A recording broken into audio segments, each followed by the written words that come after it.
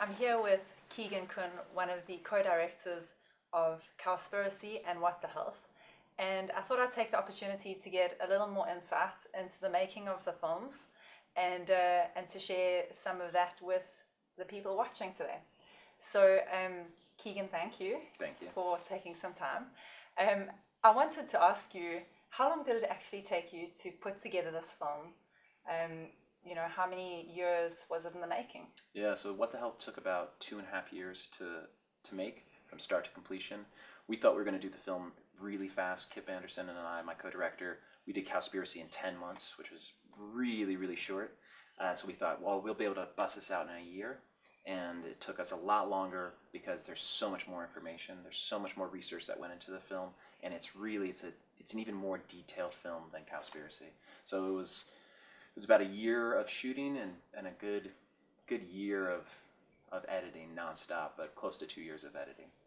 And speaking of editing, is there any part that you felt that it would be best to leave out of the film that you'd like to tell us about? There's so much that we had to leave out of the film. We shot over 100 hours worth of footage and cut it down to a 90-minute film. There was an entire section we had that dealt more with racial injustice that exists in the food system, and that's a big subject that we just felt we couldn't really fit into the film to do it justice. I'm actually working on another film with John Lewis, the aka Badass Vegan, that's going to deal with that issue almost exclusively. But there's so much more information, and actually our website, whatthehealthfilm.com, is going to be a resource, and we're going to be able to be constantly updating information on things that we couldn't include in the film, and then extended information on what we did include in the film. Thank you. And what do you think was the most challenging moment for you making the film? The hardest part about making this film was definitely us filming in North Carolina. When we went to North Carolina and we saw families who are affected by living next to pig farms and living near this pollution, that was really, it put a real human face to the impacts of this industry. To see hundreds of thousands of fish floating to the surface of the water because they were suffocating from the pollution in the rivers there was, again, very disturbing, and it brought it very, very much home that this isn't an abstract issue, that human animals and non-human animals are dying and are suffering because of this industry, and that's a real motivator. I can imagine it must be very difficult for when we're watching it on screen and actually being there. Must be two different things. So that brings me to my next question. You and Kip seem very calm when you're dealing with these sometimes very difficult situations. How do you stay calm? Because, have you ever thrown your camera at anyone? Kip and I definitely, we try to stay calm. It's some of these interviews that we go into are very stressful, or at very least extremely awkward. Kip's a really calm guy, so that helps a lot. He tends to keep his cool really well, especially in these interview situations. For me, because I'm behind the camera, I tend to kind of just shrink into the job that I'm doing and just focusing on what I'm there to do. But they're definitely stressful. They're definitely awkward, really uncomfortable. But really what it comes down to is we're creating films with a mission. We want to inform and educate people, and so that's what we always keep coming back to, is how do we get this information out to as many people as possible. And so we need to do whatever we can do to make it as effective as possible. And so staying calm, staying focused is what we always do. A little bit of meditation. Something like that. So my surname's Fry, so the interview wouldn't be complete without asking you, what do you think of the future of plant-based meats? I think plant-based meats changed the whole game.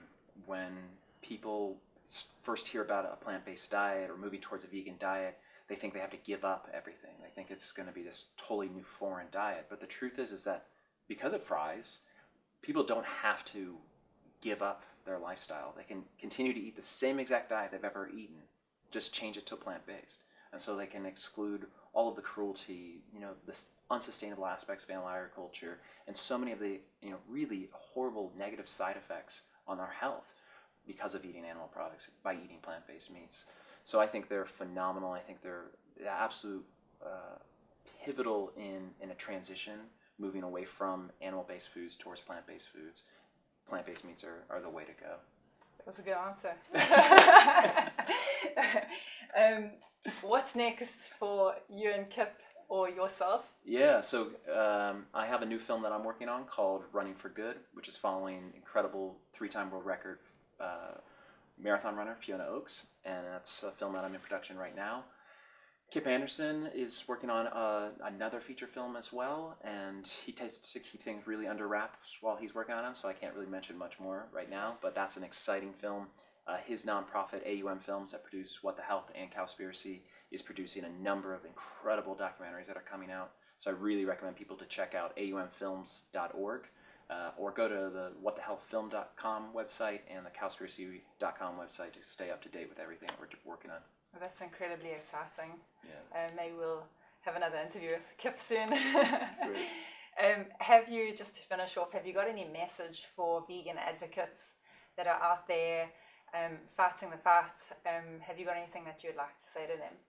Yeah, it can be really frustrating advocating for veganism because we're in a non-vegan world. I think it's important to be compassionate with other people, and to remember that everyone's on a path, and to remember that most of us weren't born this way. Someone had to take the time and energy to educate us, and so that to be patient and compassionate, but to be compassionate with ourselves as well. That it can be frustrating, it can be draining, and to give yourself a break and to be kind always. If you're having a hard time getting into it, and sometimes it's hard for people to find their voice, is to look at what you're good at, look at what makes you feel good, what really inspires you, and do that, and make that your activism. But to never forget that this is much bigger than us. This is much bigger than us as individuals. This is about the planet. This is about the individuals who are suffering in this industry, and all of the human beings who are suffering because of this industry. And that's where I bring my motivation, as I think of the victims, and I always think, what would I want someone to do for me if I was in their place? And so that's what keeps me going, and that's where I really draw inspiration. Well, thank you for your time. Thank you.